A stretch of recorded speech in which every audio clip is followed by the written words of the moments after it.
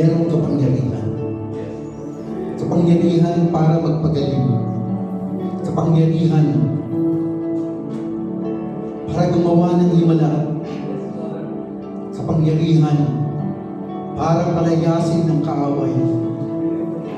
Kapangyarihan para kami ay maligtas at makapagsilbi sa iyo. Kaya maraming salamat, Panginoong Diyos, sa pribilegyo na ikaw ay aming papapurihan, masamba bilang isang iglesia, bilang isang pamilya. Salamat sa iyong kagandahang loob na sa pamamagitan ng inyong anak na si Jesucristo, kami ngayon ay malayang dumulog sa inyo. Maraming salamat, Panginoon. Salamat sa kalakasan. Salamat sa karunungan at kaalaman. Salamat sa kakayahan na ikaw ay aming pag-iikuran. Napakabuti mo, Panginoon Diyos. Hayaan mo na patuloy ka namin mapapalihan sa pakikinig ng inyong mga salita. Dalangin po namin ang inyong banal na Espiritu kung siyang magturo sa amin, magkaloob sa amin ng kaunawaan, ang karunungan at kaalaman. At dalangin ko, Panginoon, ang patuloy mo pong paghubog sa bawat isa sa amin, na kami ay maging kawanis ng inyong anak na si Jesucristo, na aming Panginoon at Tagapagligtas. Salamat sa inyong salita. Salamat sa inyong presensya. Kaya ikaw, Panginoong Diyos, siya namin itinataas, siya namin pinikilala bilang Panginoon, Diyos at Hari ng aming buhay. Kaya ang pagsamba at pagwalhati ay sa inyo po lamang, sa pangalan ng iyong anak na si Jesus. Amen. Amen. Every mo po. Good morning po sa ating lahat.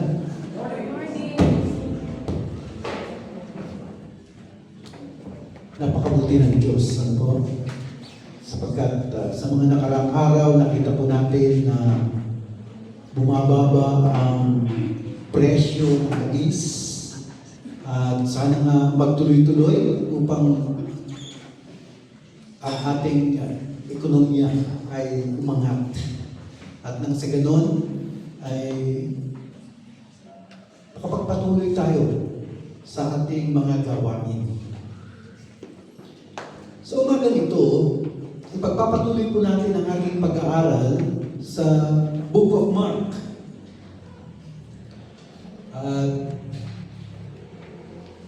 Titignan po natin ang apat na mabibigyan ng diin sa Mark 8, verses 11 to 21. Ito po yung seeking signs, serious warning, shallow understanding, at slow remembrance. Mark 8:11 to 21. At ang pamagat po nito ay beware o mag-ingat. Meron bang nagsabi sa inyo na mag-ingat ka? Kapag nagbibigay po ng paalala na mag-ingat tayo, ibig sabihin, yung nagsasabi sa atin dito ay nagmamahal sa atin. Di po ba? Yung bang inaalala niya tayo? Kaya yung mga mister, kapag sinasabihan kayo ng yung mga misis na mag-ingat ka, ibig sabihin, inaalala ka niya. So, umpisahan po natin sa verse 11. Then the Pharisees came out and began to dispute with him.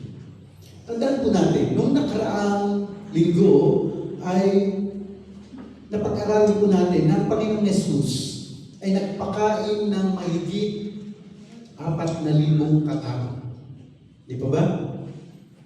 More than 4,000 ang pinakain niya. At nung pagkatapos niya nagpakain, eto na ang sumunod na eksena. Then the Pharisees came out and began to dispute with him. Lumabas yung mga Pariseo. Maaaring itong mga Pariseo ito ay kasama pa sa mga kumain. Last week, maraming kainan. Di po ba? Nagpa-Thanksgiving sila Sister Sylvia. Nagpa-Thanksgiving rin sila Sister Bridget. Kaya maraming kainan.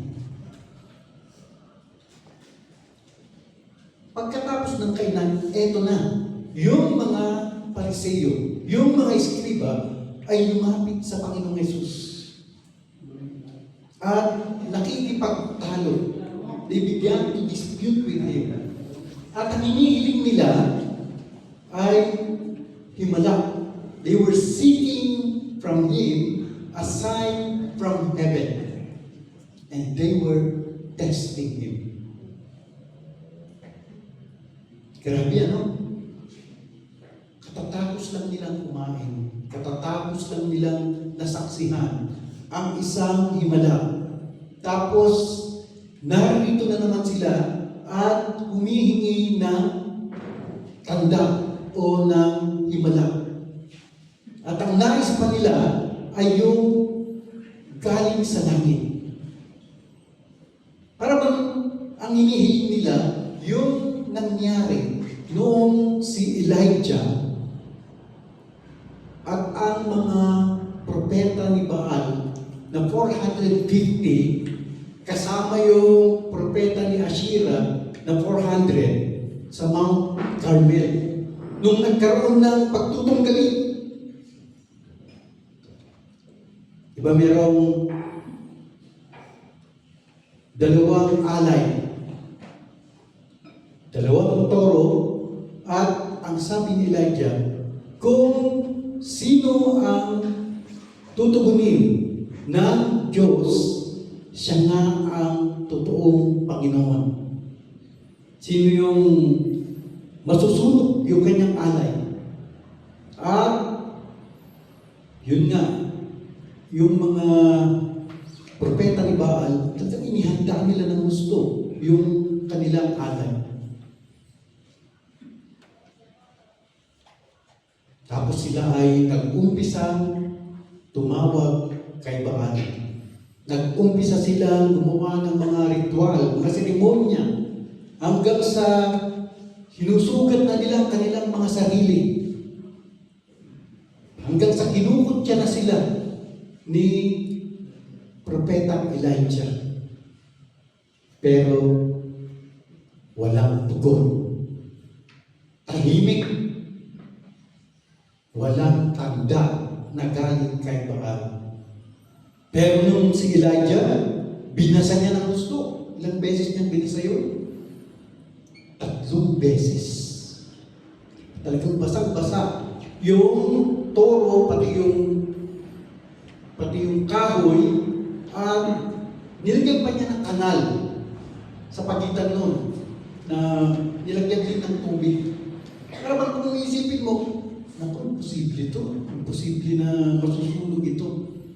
Pero nung siya ay nanalangin, tinugon ng Diyos ang kanyang panawagan at nasunog yung kanyang alay.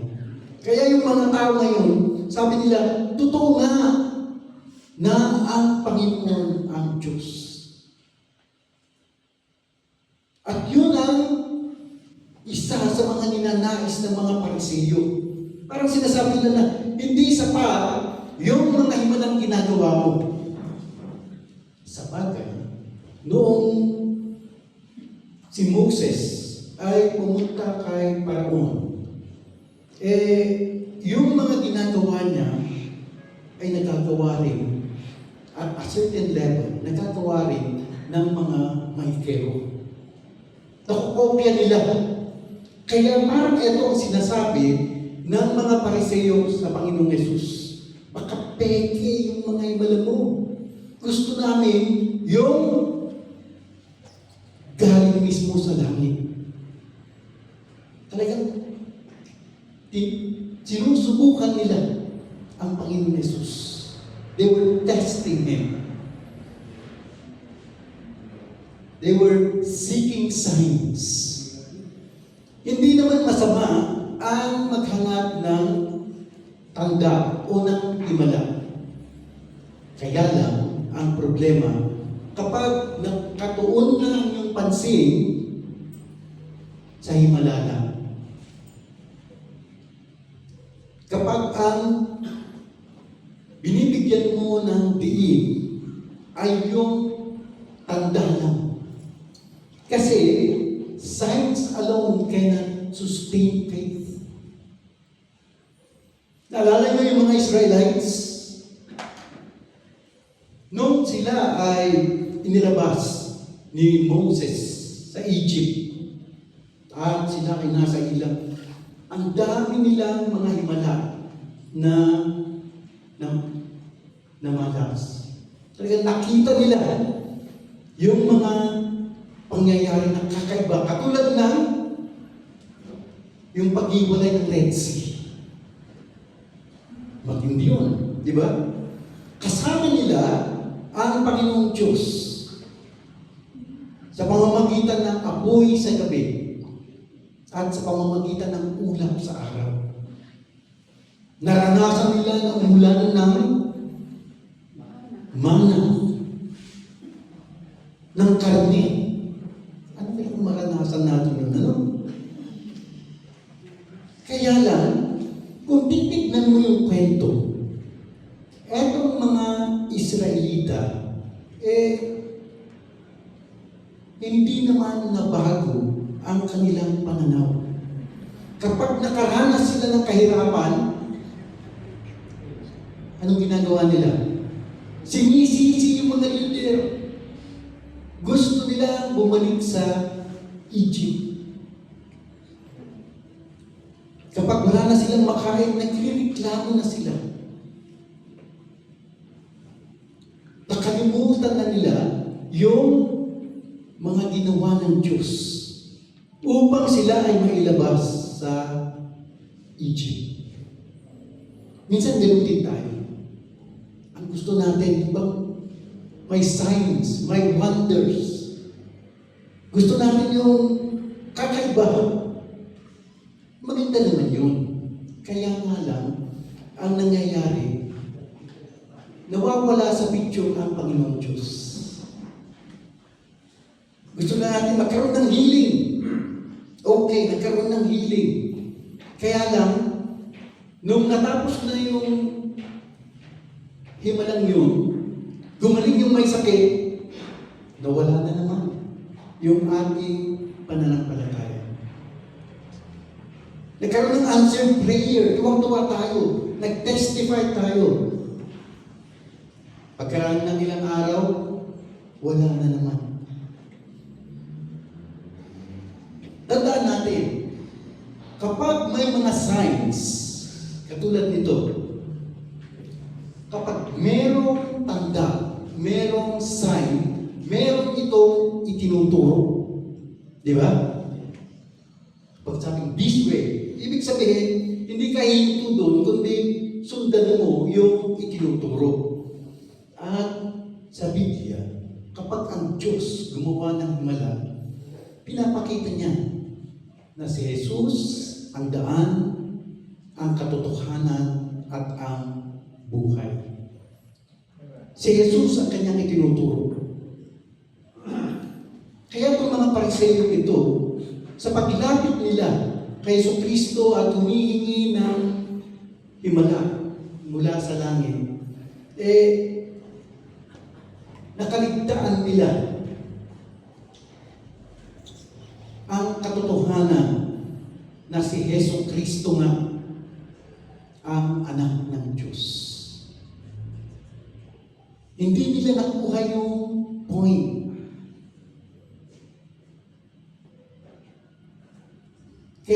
bilang mananampalataya, mag-ingat po tayo. Hindi masama yung himala, pero hindi talaga yun ang dapat na mabigyan ng tingin. Kundi, dapat ang maging tugon natin ay ang pagburi, pagsamba, pagdakila at pagwalhati sa ating Panginoong Diyos. Sa New Testament, sa 2 Thessalonians chapter 2, verse 9, darating ang araw, the coming of the lawless one. Yung lawless one na tinutukoy dito ay walang iba, kundi yung Antichrist.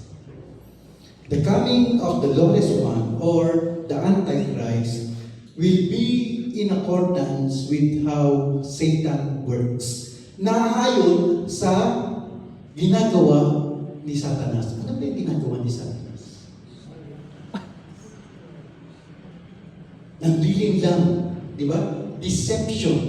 Yun ang kanyang ginagawa. He will use all sorts of displays of power through signs and wonders that serve the lie. Ang Antichrist, kapag siya ang namuno na, umupo na sa trono, gagawa siya ng mga himala, signs. Gagawa siya ng mga wonders, mga kababalaghan, upang sa ganon, malinlang niya ang sangkatauhan. Kaya nga mag-ingat tayo. At maging sa pagtuturo ng Panginoong Yesus sa Matthew 24, for false Christs. Hindi lang isa, marami. Mga Antichrist and false prophets will rise and show great signs and wonders to deceive, if possible, even the elect.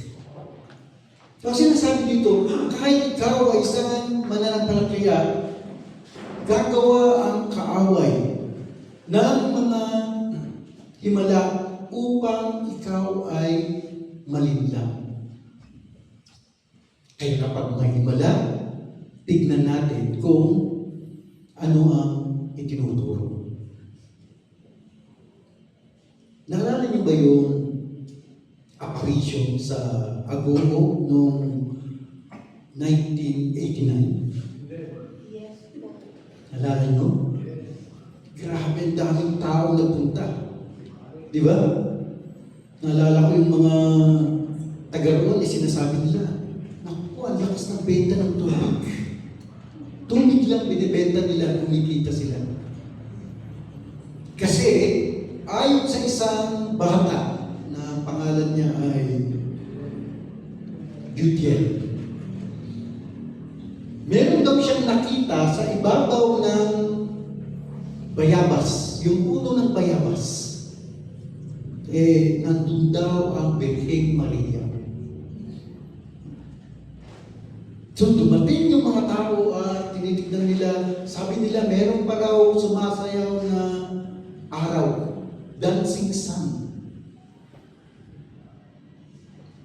So tumagal yun ng ilang taon.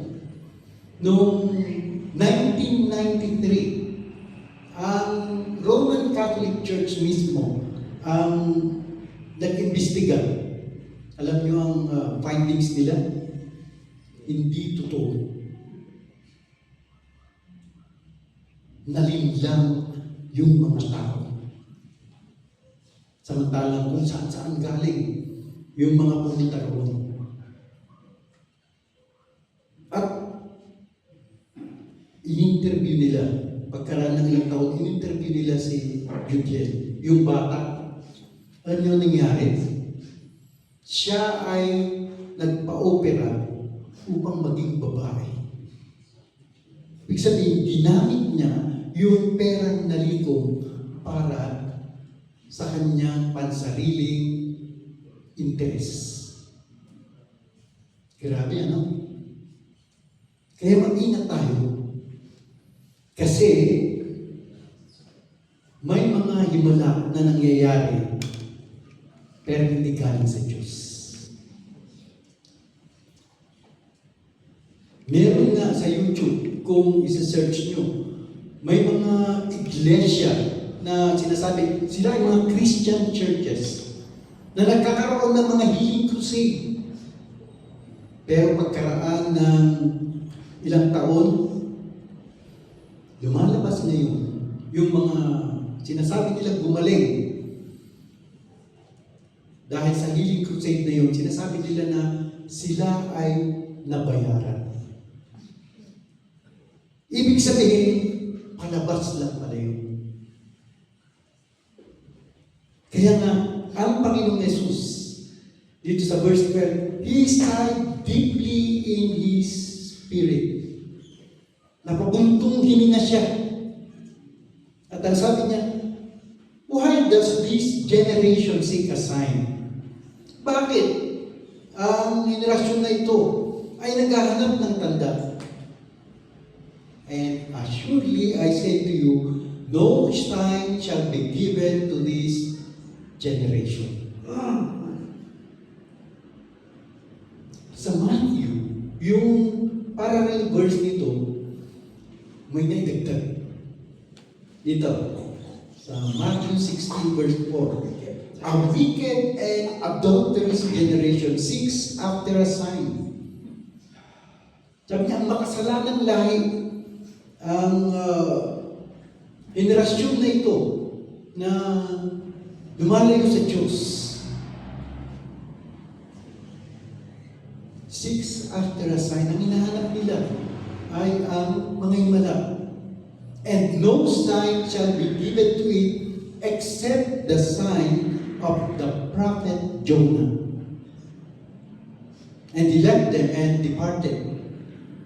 Binanggit niya na ang himala lang na masasaksihan ng henerasyon na ito ay ang tanda o himala na nangyari kay Jonah. Pamilyar na tayo sa kwento ni Jonah, di ba ba? Siya ay sinabihan ng Diyos na pumunta sa Nineveh para mag-evangelize, pero ayaw. Matigas ang ulo. Sumakit siya ng barko, pumunta sa Tarshish. Pero binagyo yung kanilang barko. At sinabihan niya yung mga tripulante, yung mga nasa barko na, tapon niyo ako sa dagat. At tinapon nga siya, kinain siya, o nilulun siya ng isang malaking isda. Ilang araw siya doon? 3 araw. At ang tinutukoy ng Panginoong Yesus, noong binanggit niya ito, ay walang iba kundi ang kanyang kamatayan at muling pagkabuhay. At sinasabi niya, this wicked and adulterous generation will not see a sign except my death and resurrection. Yan lang. Kasi iniisip ng mga tao, sige, maniniwala na kami kapag makakita kami ng tanda. Pero ang sinasabi ng Panginoong Yesus, yung kamatayan ko lang at muling pagkabuhay ang masasaksihan nyo upang kayo ay maniwala. At iniwan niya sila. He left them, and getting into the boat again, departed to the other side. So mula sa Decapolis, kapag nababanggit yung Decapolis, ibig sabihin, 10 syudad. Ito ay isang Gentile region. Mula doon, siya ay sumakay ng bangka at tumawid. Hindi sinabi kung saan siya papunta, pero malamang pabalik siya ng Capernaum. Now, the disciples had forgotten to take bread. Nakalimutan nila magdala ng pagkain. ng tinapay. And they did not have more than one loaf with them in the boat. Meron sila, pero iisang piraso lang. At sa verse 15, then he charged them saying, take heed, beware of the leaven of the Pharisees and the leaven of Herod. Sabi niya, mag-iingat kayo sa pampaalsa ng mga Pariseo at pampaalsa ni Herodes. At sa original language, ito ay pinagdidiin talaga ng Panginoong Yesus. Paulit-ulit niyang sinasabi. Kasi sa Greek, meron mga tenses. At ito ay imperfect tense. Ibig sabihin, yung bang binibigyan niya talaga ng diin, seryoso siya. This is a serious warning. Beware of the leaven of the Pharisees and of the leaven of Herod. Ano ba yung tinutukoy dito? Kapag sinasabing leaven o pampalsa, usually ito ay yeast. Sino yung mga nagbe-bake dito? Wala.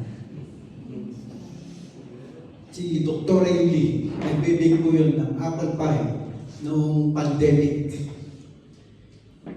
Nasubukan ko rin ng mag-bake noon. Kaya lang, hilaw. Pero itong yeast na ito, kukunti lang siya. Ito ay isang organismo. Maliit lang siya. Pero ito ang ginagamit para gumawa ng tinapay at alak. So, laging ginagamit ito. Kapag ikaw ay nagbe-bake, lalagyan mo yung masa, yung dough ng yeast o pampalsa upang sa ganun ito ay umalsa. Kapag yung organism kasi ng yeast naisama sa carbon dioxide, nagkakaroon ng effect. At ito ay umaalsa. Isang maliit lang siya. Parang kung gumawa ka ng pandesal, kapag ginawa mo yung pandesal, maliit lang. Pero, pagkaraan ng ilang sandali, magtataka ka dahil makikita mo na ito ay lumaki. Umalsa. Dahil sa yeast. Kaya kapag sinasabing, beware of the leaven of the Pharisees, ang tinutukoy dito, yung impluensya ng mga Pariseo. Ano ba yung mga impluensya ng Pariseo? Sa Luke 12 verse 1, hypocrisy. Kapag sinasabing hypocrisy, ito yung kanilang itinuturo ay iba sa kanilang ginagawa. They look clean but live corrupt. Pero bang ang nakikita ng mga tao, uy, siya ay banal. Siya ay nananalangin, nagbibigay ng mga tithes and offerings. Pero sa kaloob-looban, punong-puno pala siya ng galit. Hindi pa na makapagpatawad. At maraming mga Kristiyano ganito. Marami na akong narinig na nagsasabi na kaya ako umalis sa church kasi nakita ko na ang mga mananampalataya ay mga hypocrites. At some point in time, lahat tayo ay guilty rito. Yung bang meron tayong sinasabi, pero hindi naman naayon sa ating ginagawa. Halimbawa, yung mga magulang, Sinasabi nila sa kanilang anak na huwag magsiselfone. Di ba? Pag nasa hapag-kainan, huwag magsiselfone. So yung anak naman, pag pupunta na sa kainan, hindi na magdadala ng cellphone. O kaya, itatago na yung kanyang cellphone. Pero anong nangyari? Habang sila ay kumakain, yung nanay naman ang cellphone ng cellphone. And that is hypocrisy. Ibang sinasabi mo na, manalangin kayo, pero ikaw mismo, hindi naman nananalangin. O magbasa kayo ng salita ng Diyos. Let's read the Word of God. Pero ikaw, hindi mo naman ginagawa. That is hypocrisy. At maraming mga mananampalataya ang guilty sa ganyan. Ang sabi ng Matthew 23, sa verses 27 and 28, woe to you, scribes and Pharisees. Kawawa naman kayo, mga skriba at mga Pariseo, hypocrites, for you are like whitewashed tombs, which indeed appear beautiful outwardly, but inside are full of dead men's bones and all uncleanness. Para bang yung, alam niyo yung libingan? Lalo na kapag November 1, kita na bagong pintura. Di ba? Linis. Ang puputi. Pero sa loob ay kalansay. May mga uod sa loob. At ganyan ang hypocrite. Ang pinanggalitan ng salitang hypocrite ay parang maskara. Parang yung artista. Iba ang nakikita ng tao sa iyo, pero iba naman ang nasa iyong kaloob-looban. Inside are full of dead men's bones and all uncleanness. Even so, you also outwardly appear righteous to men. Sa labas, pinapakita mo na ikaw ay matuwid. But inside you are full of hypocrisy and lawlessness.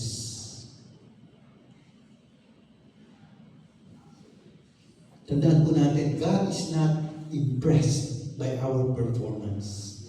He desires purity of heart. Diba nung namili ng susunod na hari ang Panginoong Diyos. Nung sumunod kay Haring Saul. Sino yung pinili? Si David. At ang sabi ng Diyos kay Samuel, kasi nga, una yung mga kapatid, yung mga panganay, sila Elia, si Aminadab, magagandang lalaki. Pero ang sabi ng Diyos kay Samuel, hindi ko tinitignan ang panlabas namin. God does not look out the outward appearance of man, but God looks at the heart. Question, kumusta ang ating mga puso?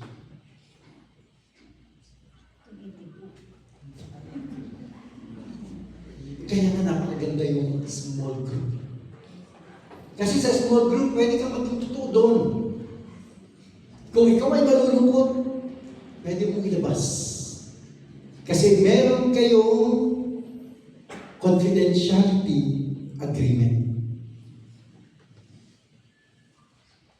Na yung pag-uusapan nyo bilang isang grupo ay sa inyo lang. Yung mga kabataan na nag-attend ng youth camp, nung tinanong ko, ano ang nagustuhan nyo sa youth camp? Ang ang isa sa mga nabanggit nila is yung small group.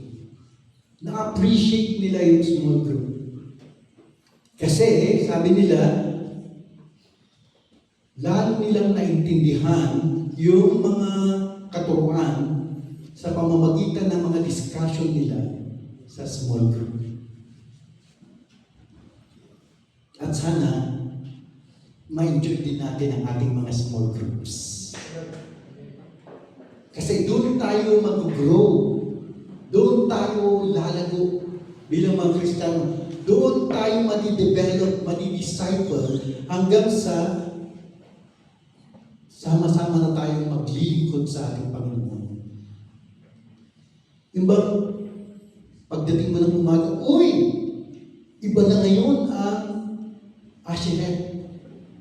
Hindi na si Sister Berta. Kasi lahat tayo naglilingkod na. Ano bang ginagawa ng mga hypocrites? They love rules more than God. Mas mahal nila at yun ang pinagdidiinan nila, yung mga batas.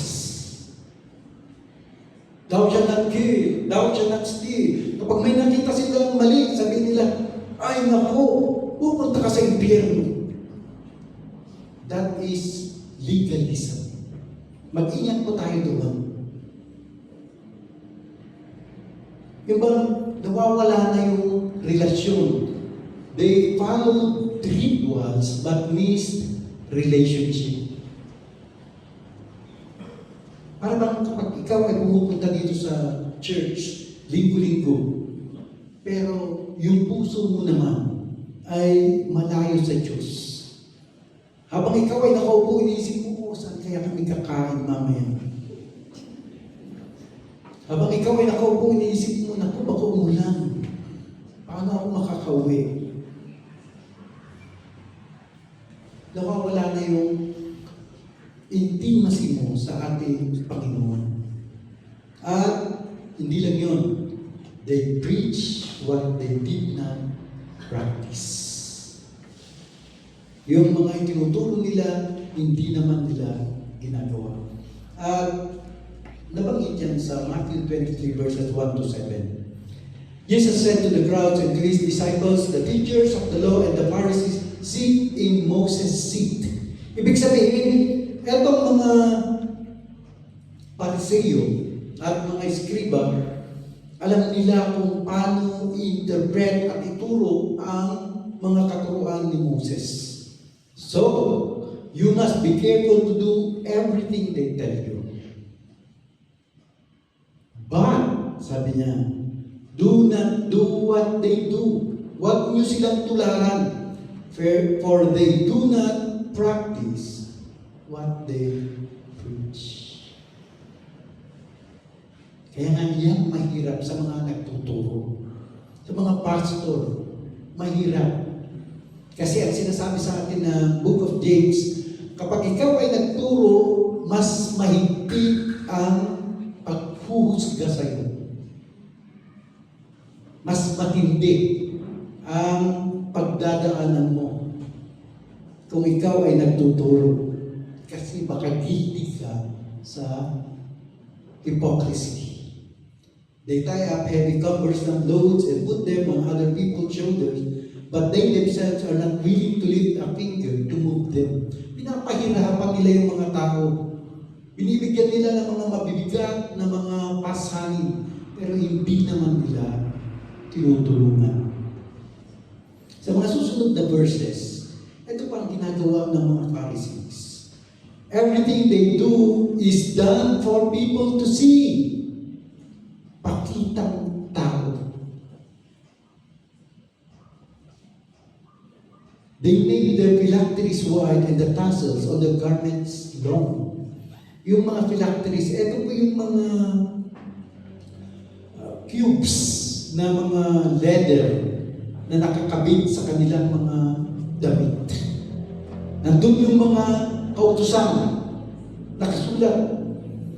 At itong mga Pariseo ito, gusto-gusto na ipakita na lahat nilang dala-dala yun. Kasi ang nais nila mangyari, yung bang tingalain sila ng mga tao. The tassels, yung mga laylayan ng kanilang mga damit. Gusto nila mahaba para kapansin-pansin. They love the place of honor at banquets and the most important seats in the synagogue. Gusto nila yung sila ay laging nasa unahan, nasa presidential table.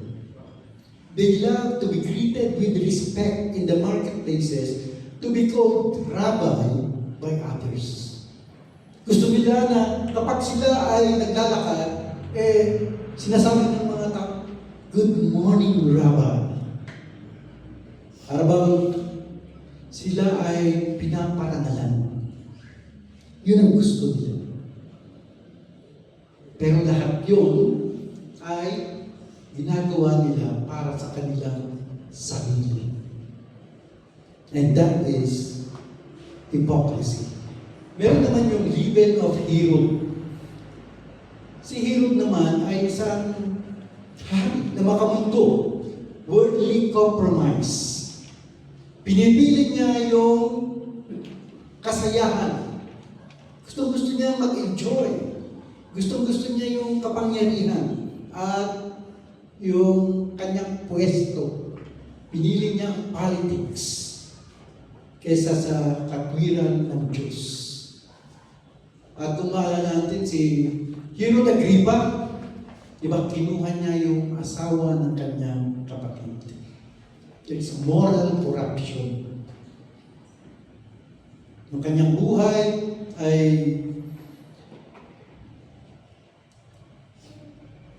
immoral.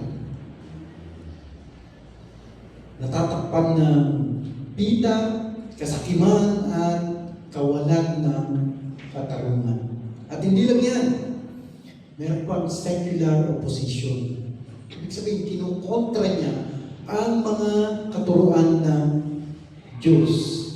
Kinukontra niya na lumawak ang kaharian ng Panginoon. So kapag binabanggit yung level of the Pharisees and of Herod, mag-ingat po tayo. Beware and be aware. Kailangan malaman natin. Maging mapagbantay laban sa mga banayan na impluensya sumisira sa pananampalataya. Bantayan po natin ang ating mga puso. Bantayan po natin ang ating mga sarili. Kaya nga sa verse 16 ng Mark chapter 8, "And they reasoned among themselves, saying, It is because we have no bread." Sipin nyo, ang sabi ng Panginoong Yesus, mag-ingat kayo sa pagpaalsa ng mga Pariseyo at pagpaalsa ni Herodes. Ang sagot nila, kasi wala tayong dalang tinapay. Hindi pagkaintindihan. Ang tinutukoy ng Panginoong Yesus yung impluensya ng mga Pariseyo, pero ang iniisip ng mga disciples ay yung physical na pagkain. Pero alam ng Panginoong Yesus yun. But Jesus, being aware of it, said to them, "Why do you reason? Because you have no bread? Do you not perceive nor understand? Is your heart still hardened?" Kaya pinapakita ng mga apostles, mga disciples, na mababaw pa ang kanilang pangunawa. Shallow understanding. At may mga pagkakataon na guilty rin tayo dito. Yung bang hindi natin nag-gets kung ano talaga ang mga itunuturo ng Panginoon. Kasi ang sabi sa susunod na verse, "Having eyes, do you not see? And having ears, do you not hear? And do you not remember?" Hindi nyo ba naaalala? Sabi ng Panginoon Jesus. When I broke the 5 loaves for the 5,000, how many baskets full of fragments did you take up? Nung nagpakain tayo ng 5,000, ilan ang sumobra? Sabi niya. Sinagot siya, they said to him, 12. 12 basket. Tig-isa sila. Also, when I broke the 7 for the 4,000, yung itong tinapay naman, ang pinagpirapiraso niya para sa 4,000 katao mahigit, how many large baskets full of fragments did you take up? Ilan naman ang sumobra? 7. Ibig sabihin, ang Panginoong Yesus, kayang-kaya niya na mag-provide ng mga pangangailangan ng mga alagad niya. Di po ba? Sobra-sobra. Tapos yun ang inaalala nila. Ako nyo? Diba, inisip nila, naku, hindi tayo makapagdala ng tinapay. Wala tayong makainin. Pero hindi naman yun ang tinutukoy ng Panginoong Yesus. Sabi nga niya, pinaalala niya, di ba dapat sobra-sobra yung mga binigay nating pagkain? Bakit yan ang inaalala niyo? At may mga pagkakataon na ganun tayo, nakakalimutan natin yung ginawa ng Panginoong Yesus sa ating buhay. Nakakalimutan natin yung mga answered prayers.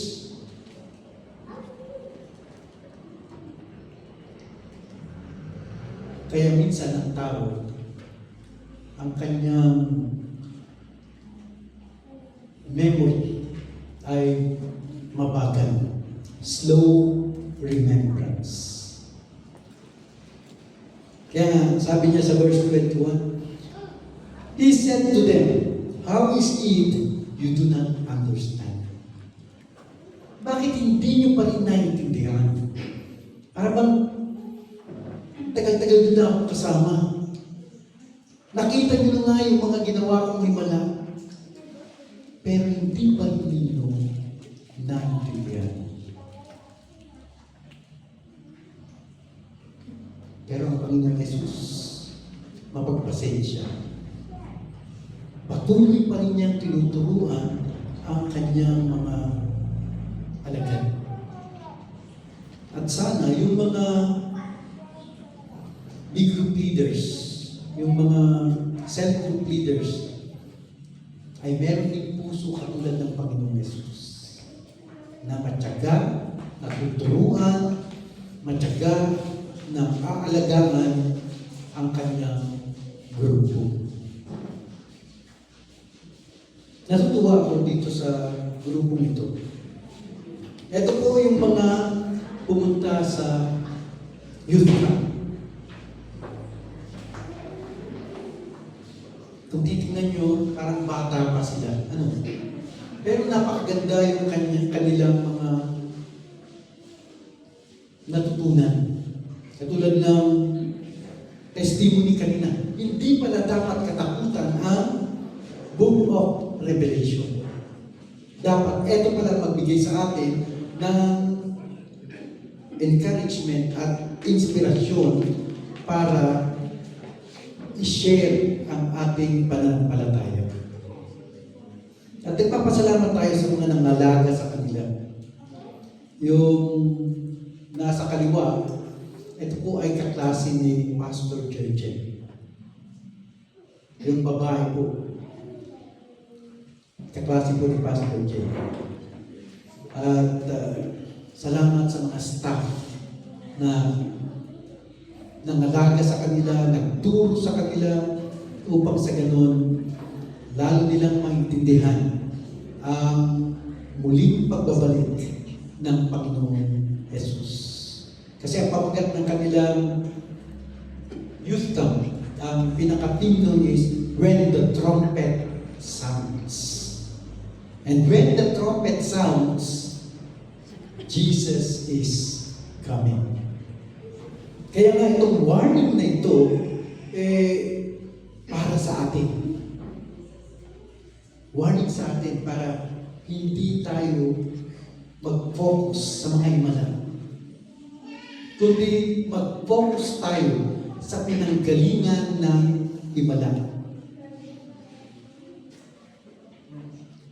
Tandaan natin yung mga warning ng Panginoong Yesus tungkol sa mga pampaalsa o impluensya ng mga Pariseo.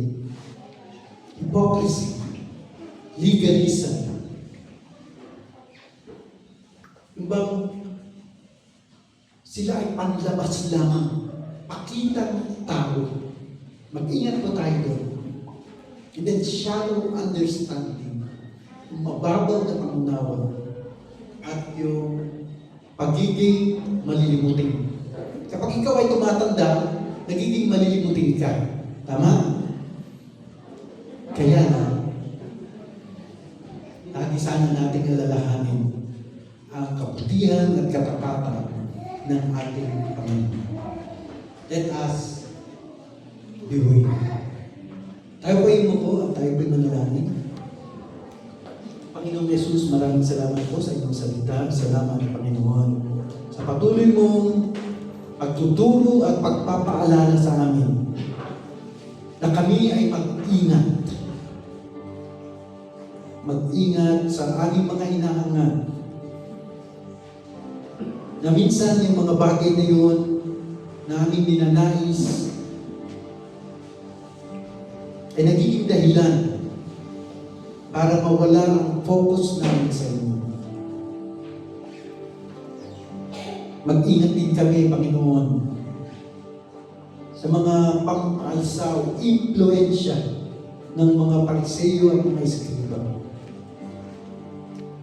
Mag-ingat din kami upang ang aming pag-unawa ay hindi mababaw, kundi lalong lalalim sa pamamagitan ng karunungan at kaalaman na pinagkakaloob mo. Tulungan mo kami, Panginoong Diyos, upang maunawaan namin ang inyong mga salita.